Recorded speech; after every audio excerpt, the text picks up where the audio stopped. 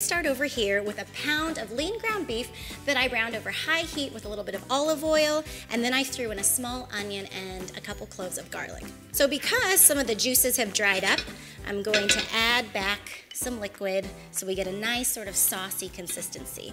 I have a cup of tomato sauce going in, and then we get to season this. So today I am using just a teaspoon of paprika, nothing too crazy, and then also a teaspoon of cumin. And because I love when the sweet and savory worlds collide, I'm also going to put in a little bit of cinnamon, half a teaspoon. And then what I remember the most about that first empanada I ever had was that it had raisins in it. So a third cup of golden raisins. We'll give it a season with salt and pepper to taste. And then cut off the heat. Okay, the last thing this gets is 2 hard-boiled eggs. I just love that hard-boiled egg in there, so I've just got 2 set to go. And then if you've got one of these contraptions in your kitchen that you never ever use, it's a pastry cutter. These actually come in really handy for chopping up eggs. Once that's chopped up, we're just going to spoon our filling into the eggs, stir it all up, and let it cool just ever so slightly if it's still piping hot. Now, we need a wrapper for this savory, sweet, and spiced filling. So that's where our corn biscuits come into play.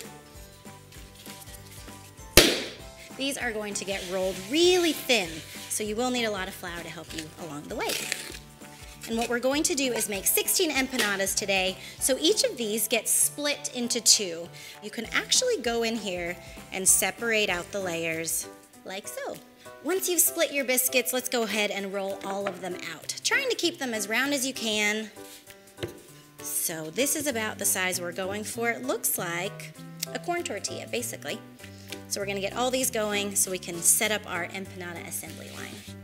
And again, love this dough because it just doesn't stick together. We can just peel these off. And then now we are going to go ahead and fill. Each one of these can probably hold about 2 to 3 tablespoons of filling. I have a million of these scoops around and always use them for portioning. So just give it your best guess. All right. Because we floured the board and used that to roll out our dough, I do want to use a little bit of egg wash just as our adhesive to help these seal up so they stay nice and folded. So just run a little bit of egg wash around, and then we can come back and fold. It's okay if you don't have perfect rounds because we'll end up kind of crimping all of the edges, so no big deal. So you can crimp this with a fork, which is probably the easiest way, or if you like, you can just kind of do a little bit of decorative folding or pinching.